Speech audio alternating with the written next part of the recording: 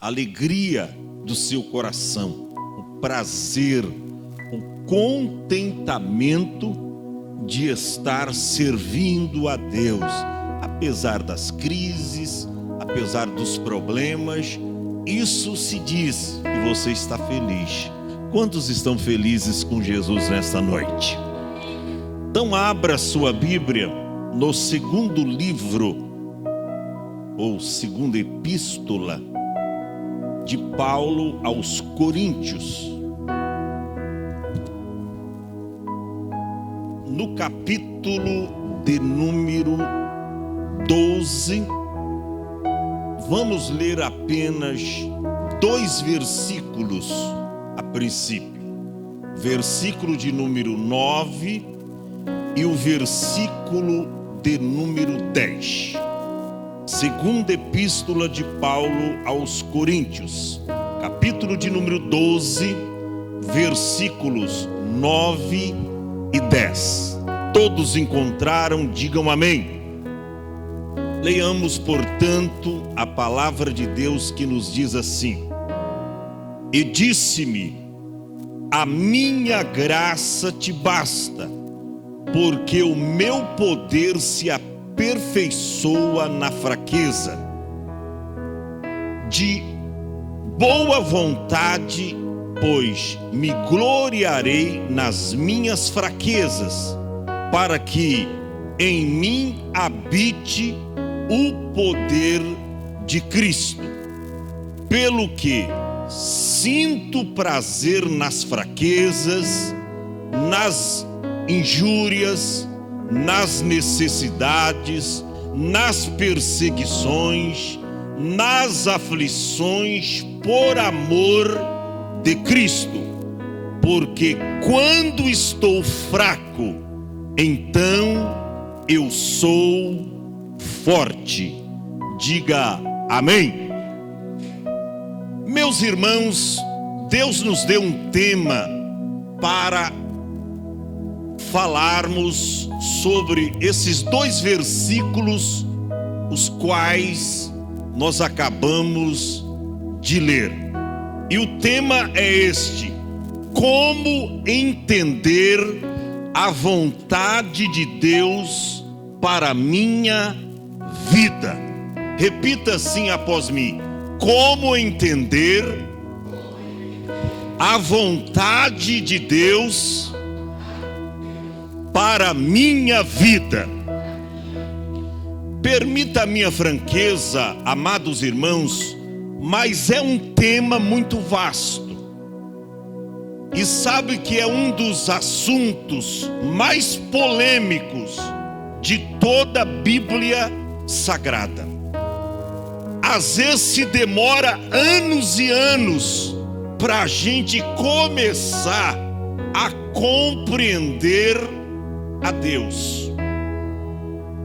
Quando eu leio a Bíblia no livro de Jó, capítulo de número 37, o versículo 5, quando Jó, depois de ter passado toda aquela turbulência, toda aquela aflição, toda aquela provação, e no capítulo 37, o versículo de número 5, Jó disse: olha, com a sua voz troveja Deus maravilhosamente, e faz grandes coisas que nós não compreendemos. Como é difícil compreender a vontade de Deus para as nossas vidas. Eu me lembro que na minha tenra idade, no primórdio da minha fé, eu disse: logo eu vou compreender a vontade de Deus para a minha vida. Eu vou logo compreender todos os mistérios de Deus para com a minha vida. Coitado de mim. Até hoje eu estou lutando para compreender os planos de Deus e a vontade de Deus para a minha vida. E já se passaram quase 40 anos. Eu estou lutando para entender as coisas que Deus faz.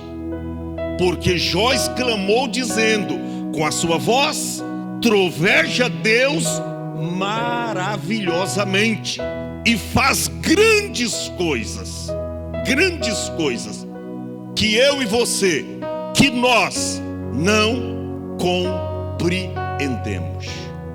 Escute bem isto: como entender a vontade de Deus para a minha vida? Um princípio nós temos na Bíblia Sagrada. Quando você lê o Salmo 143 e o versículo 10, o salmista ali faz uma oração. Ele faz o quê? Uma oração. E nesta oração do salmista, ele faz um pedido para Deus: Senhor, ensina-me a fazer a tua vontade. Ensina-me a fazer a tua vontade, pois tu és o meu Deus. Guia-me no teu bom espírito por terreno, na minha tradução diz por terra plana. Ele faz um pedido a Deus, porque é tão difícil, escute bem isso, é tão difícil entender a vontade de Deus para a nossa vida, que se a gente não orar, você nunca vai compreender os planos de Deus para com a sua vida, os planos de Deus para com a sua família. Você tem que orar, pedindo: Senhor, me ensina a fazer a tua vontade, a conhecer a tua vontade. Eu li um texto aqui e eu quero, em cima desse episódio, desse incidente que aconteceu com o apóstolo São Paulo, falar sobre 3 tópicos.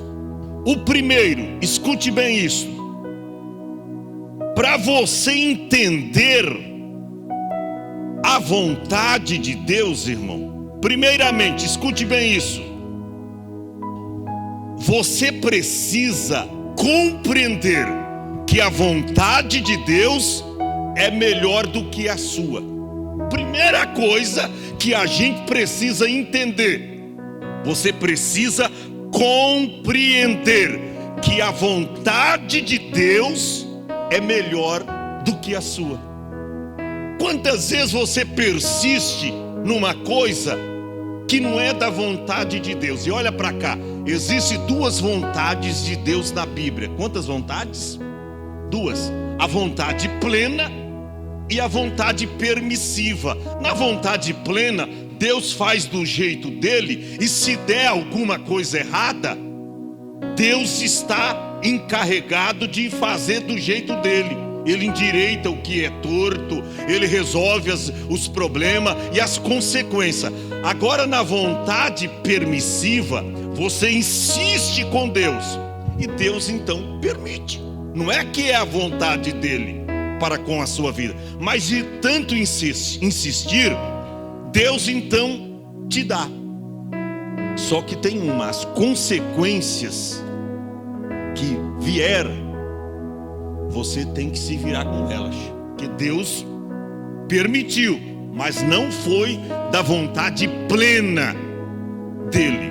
Escute bem isso: a primeira coisa que nós temos que fazer, que você tem que fazer para entender a vontade de Deus, é saber que a vontade de Deus é melhor do que a sua. Por quê, pastor? Porque a vontade de Deus, irmãos, ela é perfeita. Próprio apóstolo São Paulo, no capítulo 12, versículo de número 2, olha o que ele diz. Conheço, capítulo de número Romanos, melhor dizendo, deixa eu recapitular aqui. Romanos 12 e o verso 2, bem conhecido. Olha o que diz: e não vos conformeis com este mundo, mas transformai-vos pela renovação do vosso entendimento, ali diz da vossa mente, para que experimenteis. O que? Primeiro, a boa, agradável e perfeita vontade de quem? De Deus.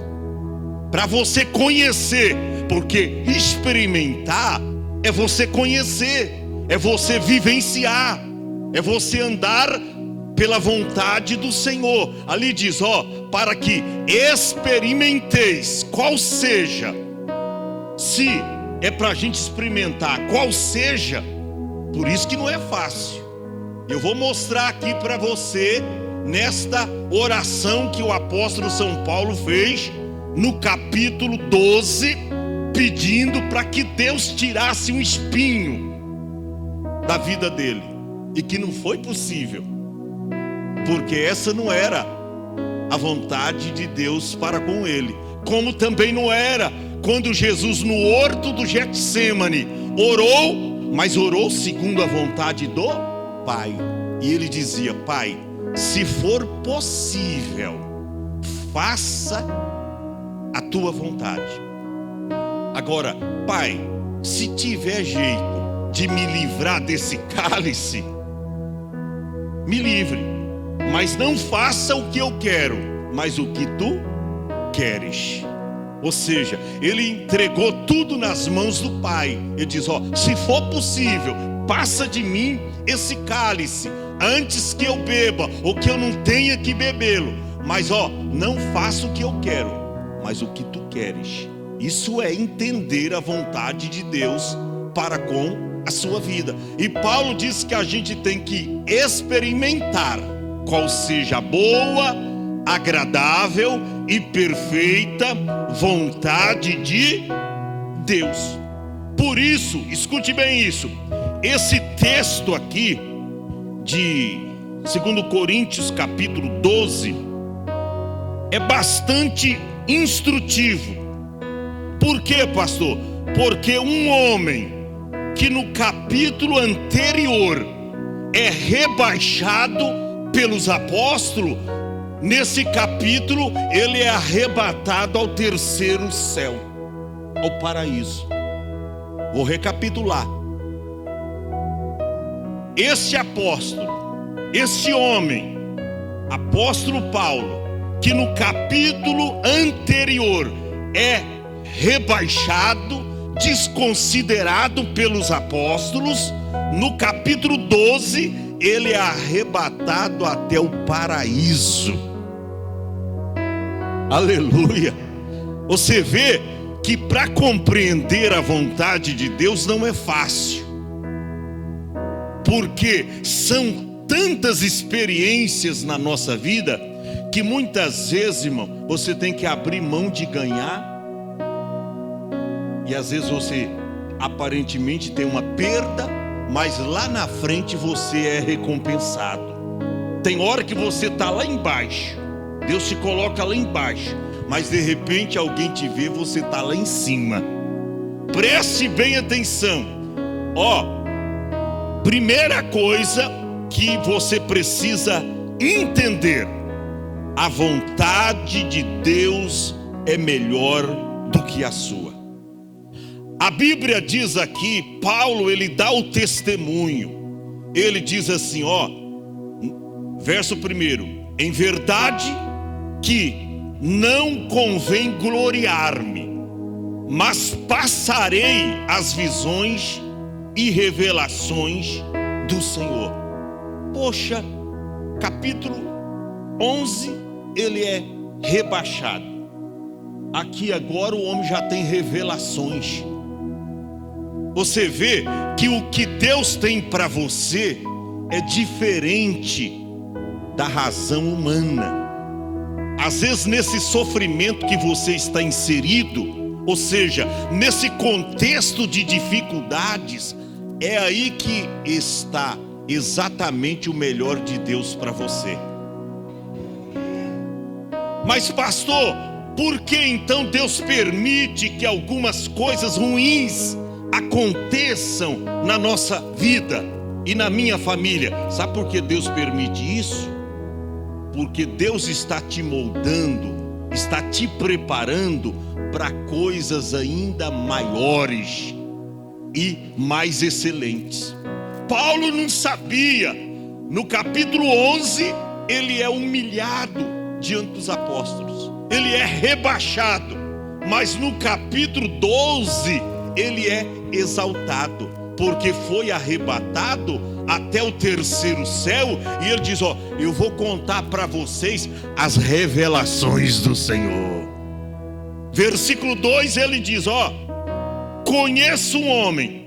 E ele omite o nome, porque era ele mesmo. Conheço um homem em Cristo. Não tem vitória sem Cristo. Há 14 anos, se no corpo, não sei, ou se fora do corpo, também não sei, Deus o sabe. Foi arrebatado ao terceiro céu. E sei que o tal homem, se no corpo ou fora do corpo, eu não sei, ele diz: foi arrebatado ao paraíso e ouviu palavras inefáveis, de que ao homem não é lícito falar. Irmão, vamos compreender a vontade de Deus para com a nossa vida. Vamos compreender porque muitas vezes o vento assopra ao contrário na nossa vida. Que nem tudo aquilo que você imagina de bom acontece com você. E tem hora que acontece algumas coisas estranhas com a gente, sim ou não? Acontece. E você acha que Deus não está ao seu lado porque coisas negativas estão acontecendo na sua vida? Problemas e mais problemas, dificuldades e mais dificuldades. Mas olha aqui, de rebaixado, de humilhado, o apóstolo São Paulo agora estava sendo exaltado. Exaltado. E ele diz no verso 5: de assim me gloriei eu, ou me gloriarei eu, mas de mim mesmo não me gloriarei, senão nas minhas fraquezas. Paulo sabia que as revelações não era por méritos que ele havia alcançado essas revelações, mas é porque Deus, ainda em nossas fraquezas, o poder de Deus opera. Quando você pensa que você é fraco, quando você pensa que está fraco, quando você pensa que está vulnerável, quando você pensa que não existe nenhuma saída para você, Jesus se manifesta, te renova e te dá lindas e maravilhosas revelações do céu. Ele diz: olha, eu não vou me gloriar por isso, porque eu tenho que me gloriar é nas minhas fraquezas. Mas aí ele diz no versículo 6: porque se quiser gloriar-me, não serei nécios, ou nécio, eu vou estar falando a verdade, porque darei ou direi a verdade, mas deixo isso para que ninguém cuide de mim mais do que em mim vê ou de mim ouve. E aí ele diz aqui: e para que não me exaltaste. Você vê que Deus dá a bênção, mas também dá o problema. Deus dá a bênção, o irmão disse ali, mas segura a corda. Deus deu uma revelação extraordinária para ele. Irmão, Paulo viu coisas no céu que ele mesmo disse: ao homem não é lícito falar. Pastor, aonde é que Paulo esteve? No paraíso. Sabe aonde fica o paraíso? Terceiro céu. É aquele mesmo lugar que Jesus disse para aquele malfeitor, quando reconheceu que Jesus era o Filho de Deus e que era inocente. Jesus disse para ele: hoje mesmo estarás comigo no meu paraíso. Foi exatamente neste lugar que Paulo esteve. E ele viu coisas inefáveis, inexplicáveis, que ele diz: ao homem não é lícito, ou seja, Deus não me permitiu falar para vocês o que eu vi, o que ele me mostrou no terceiro céu. Mas ele diz: mas para que eu não me exaltasse, demais pelas excelências das revelações. Aí Deus dá um problema. Você está pensando que a vida cristã, a irmã disse com muita propriedade, é verdade, por mais fiel que você seja, você não estará isento de problemas e de adversidades. Por mais fiel que você seja ao Senhor, você não estará isento de problemas. Paulo diz aí, para que eu não me exaltasse, pela excelência das revelações, foi-me dado um espinho na carne. E aí vem o nosso segundo tópico. O primeiro, você precisa compreender que a vontade de Deus é melhor do que a sua. E a segunda, escute bem isso, a segunda, porque Deus não tirou o espinho na carne de Paulo. Pelo contrário, ao invés de tirar, ele deu. Porque Deus não tirou o espinho da carne de Paulo? Porque está escrito aí: foi-me dado um espinho na carne, a saber, o mensageiro de Satanás, para que me esbofetear, a fim de que eu não me exaltasse demais. E por que Deus não tirou esse espinho da carne de Paulo? Por que Deus não tirou? Paulo era de oração, sim ou não? Paulo orava, irmãos, sim ou não? Mas tem coisa que nem a oração resolve. Olha para cá. Não dê murros na ponta de faca. Saiba compreender qual é a perfeita, a agradável vontade de Deus para a sua vida. Você tem que entender. E aqui, através desse incidente, nós aprendemos com a vida do apóstolo São Paulo.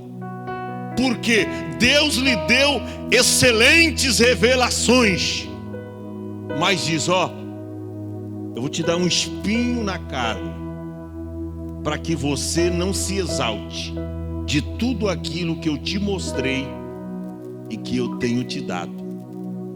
E ele diz: o Senhor me deu um espinho na carne. Tem muita gente que fala tantas bobeiras acerca desse espinho na carne. Alguns dizem que Paulo era cego, outros dizem que Paulo, por uma ordem divina, ele não era casado e Deus proibiu ele de se casar, e ele tinha isso como um espinho na carne. Tem uns que vai mais longe, até chega a blasfemar, diz que Paulo era homossexual. Eu já ouvi pregadores falando isso. Isso é uma blasfêmia. Pastor, mas qual era o espinho na carne de Paulo? Gente, vamos ficar.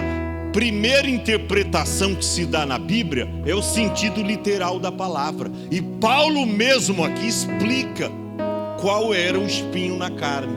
Ele diz: a saber, um mensageiro de Satanás para me esbofetear. Ou seja, aonde Paulo estava falando do evangelho, testificando de Jesus, o perseguidor, esse mensageiro enviado por Satanás, estava à sua direita para se lhe opor. Ou seja, era um intruso. Aonde Paulo estava, esse camarada estava acusando Paulo, apontando o dedo para Paulo, dizendo: mas você perseguia os cristãos, você levava presos para de Jerusalém para Damasco, você tinha cartas dos magistrados nas mãos para prender cristãos. Agora você está defendendo a fé que antes você era contra. Então, um mensageiro de Satanás. Paulo explica que o espinho na carne dele era um mensageiro de Satanás, mas com uma finalidade. Qual era a finalidade do espinho na carne? A fim de que eu não me exaltasse demais. Você já procurou entender o porquê desse teu sofrimento? Por que o vento assopra ao contrário na sua vida? Porque às vezes nós questionamos a vontade de Deus para com a nossa vida. E você até mesmo, sem entender a vontade de Deus, você questiona. E tem gente que até fala bonito no púlpito e diz: rapaz, eu questionei com Deus acerca disso, acerca da... O quê? Você questionou? Só questiona com Deus quem ainda não conhece a vontade dele para com a sua vida. Quando um filho questiona com você, isso é um indício de desobediência. É porque ele ainda não compreendeu a sua vontade para com a vida dele. Por isso ele questiona. Quando nós questionamos com Deus, é evidente que nós ainda não compreendemos a vontade dele para com a nossa vida. Deus envia então um espinho, um mensageiro de Satanás, para esbofetear, ou seja, para perseguir Paulo, aonde Paulo estava. Lê nas cartas paulinas do apóstolo, você vai ver quantas perseguições Paulo enfrentou, quantas perseguições Paulo sofreu. Mensageiro de Satanás, estava sempre ali, a sua mão direita para se lhe opor, sempre. Mas a Bíblia diz que Paulo tomou uma atitude. Qual foi a atitude? Diga assim: ele orou. Mas tem coisa que não adianta orar. Você tem que compreender o porquê do sofrimento. Olha o que a Bíblia diz, versículo de número 8: acerca do qual orei quantas vezes? 3 vezes, para que se desviasse de mim. Ou seja, para que Deus detesse o mensageiro, desviasse ele de Paulo, ou seja, deixasse de o perseguir. Ele orou 3 vezes. E Paulo era homem de oração, era homem que falava com Deus, era homem íntimo de Deus. Orou 3 vezes. E olha para cá, nas 3 vezes que Paulo orou, ele recebeu a seguinte resposta: não, e não, e não. Porque não também é resposta para aqueles que entendem a vontade de Deus, para aqueles que compreendem a vontade de Deus. Não também é resposta. Deus está dizendo com não: não faça isto, não é da minha vontade. Eu tenho o melhor para você, eu tenho o melhor esposo, a melhor esposa, eu tenho o melhor trabalho, eu tenho o melhor para a sua vida. O não de Deus também é resposta. Paulo entendeu logo, orou uma vez: Senhor, Senhor, parece que eu estou vivendo esse acontecimento. Paulo lá prostrado, orando: Senhor, eu não estou aguentando mais. Esse mensageiro de Satanás está como um espinho na minha carne. Senhor, desvia este mensageiro de mim. Aí Deus disse: não. Aí resolveu orar a segunda vez. Orou com propósito.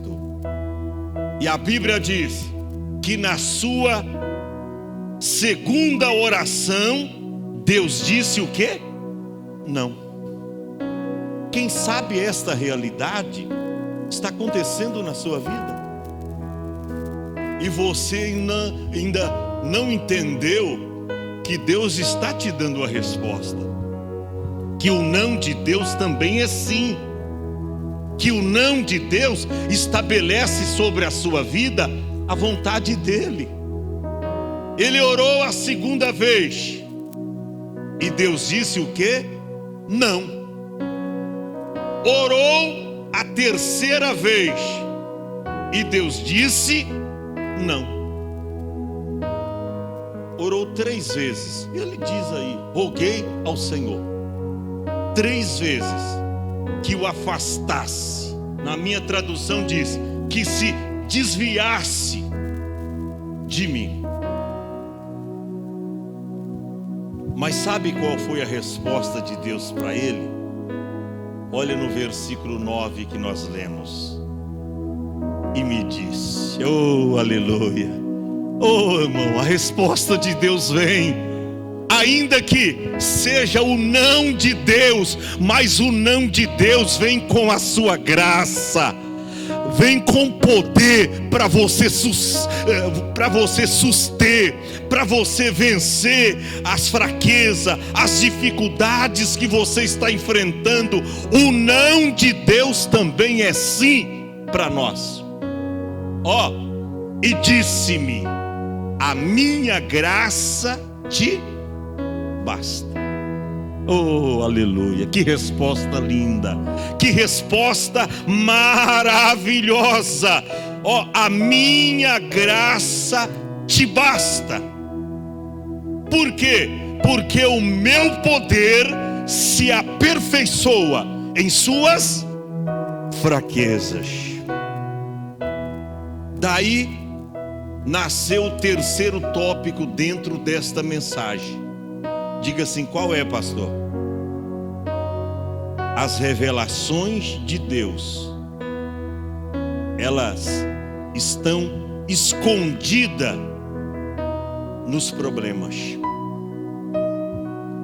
Que isso, pastor? Revelações escondidas em problemas.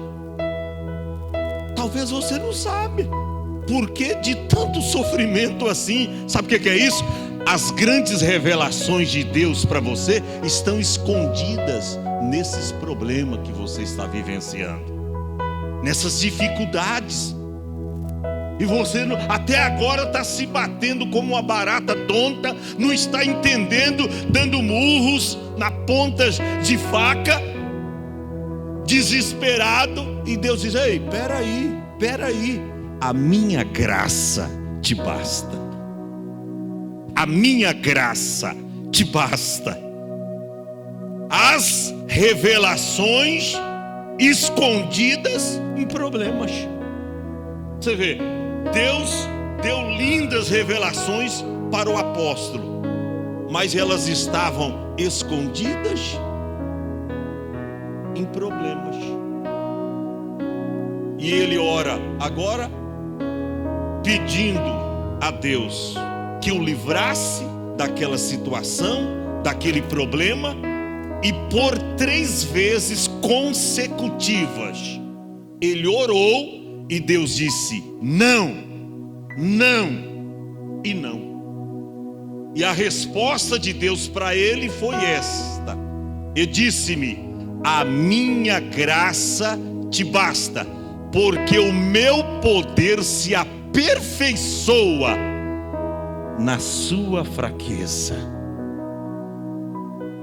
Oh, irmão, vamos entender a vontade de Deus para a nossa vida. Entenda, minha filha, esse sofrimento teu não é para te matar, não. Isso é para a glória do nome de Deus. Isso é para que você cresça em tempos de crise, em tempos de deserto. Quando Deus leva alguém para o deserto, não é para matar, não. Até porque deserto não mata ninguém. Deserto é lugar de aprendizado, é lugar de dependência de Deus. Deserto é lugar de você estar sós com Deus. E Deus então te dá lindas revelações da sua glória. Deus disse para Paulo: a minha graça te basta, porque o meu poder se aperfeiçoa na fraqueza. Só há uma maneira, guerreiro Valdir, do poder de Deus se aperfeiçoar, é nas minhas fraquezas. Olha para cá, só há uma maneira do poder de Deus se aperfeiçoar, é agindo em você, é se manifestando em você. A única maneira do poder de Deus se aperfeiçoar. Foi Ele que disse: o meu poder se aperfeiçoa na sua fraqueza. Olha para cá, eu penso mais ou menos assim, que Paulo orou a primeira vez, Deus disse não. Orou a segunda vez, Deus disse não. Orou a terceira vez, Deus disse não. Paulo ouviu o não de Deus, raciocinou, pensou e disse: já sei. Se o poder de Deus se aperfeiçoa em minhas fraquezas, então de boa vontade antes me gloriarei nas minhas fraquezas. Ou seja, eu não vou me gloriar nas revelações, nas coisas grandes que Deus faz, porque se Ele faz, não é por minha causa, é pelo seu poder, é pela sua glória. Então eu vou me gloriar não nas grandes coisas, mas nas coisas pequenas da vida. Quando eu vou me levantar de manhã e eu estou vivo, eu vou me gloriar, porque é o poder de Deus que me sustentou. Como o salmista diz: deitei e dormirei, ou me deitarei e dormirei, porque só tu, Senhor, me faz dormir em segurança. Paulo compreendeu o não de Deus, e ele diz: então de boa vontade, antes de me gloriar, eu vou me gloriar nas minhas fraquezas, a fim de que repouse sobre mim o quê? O poder de Cristo. Revelações contidas em problemas. Você sabe que isso que você está passando não é nada. Isso aí que você está padecendo é para Deus te mostrar coisas grandes. Olha o que o mesmo apóstolo São Paulo, segunda epístola aos Coríntios, capítulo 4, verso 17. Olha o que Paulo diz: porque a nossa leve, ela é o que está escrito aí? Não, ela é leve. Diga assim: é leve. Porque tem crente que está dizendo: pastor, estou levando uma cruz pesada. Que é isso, irmão? A pesada levou Jesus. O que você está levando é leve. Diga para o teu irmão: é leve, rapaz. Para de chorar. É leve. É leve. Até porque, após esse versículo aqui de Mateus 11, 28, vinde a mim todos vós que estáis cansados e oprimidos, e eu vos aliviarei. Ele diz que é para a gente tomar um jugo. Tomai o meu jugo e aprendei de mim, que sou manso e humilde de coração, porque o meu jugo é pesado, é suave, e o meu fardo é leve. Diga pro teu irmão: é leve, meu irmão. Que isso? Tu tá chorando à toa. É leve. Jesus diz que é leve. Aí Paulo, quando ouviu o não de Deus, raciocinou, pensou e inteligentemente ele diz: porque a nossa leve e momentânea tribulação. Por que momentânea? Isso que você está enfrentando é momentâneo, é transitório, é susceptível, é passageiro. Hoje você está inserido nesse problema, amanhã tem livramento de Deus para você. Hoje você está chorando, amanhã você estará sorrindo. Hoje você está aí com a despensa vazia e assolada, amanhã Deus vai encher, aleluia. Por quê? Porque a tribulação é leve. A nossa leve e momentânea tribulação produz para nós, ali diz abundantemente, um eterno peso de glória. Porque Deus se revelou para o apóstolo e o levou ao terceiro céu. Isso é glória de Deus, irmão. Isso é manifestação de Deus na nossa vida. Preste atenção. Olha o que Paulo diz, versículo de número 10. Pelo que sinto prazer nas minhas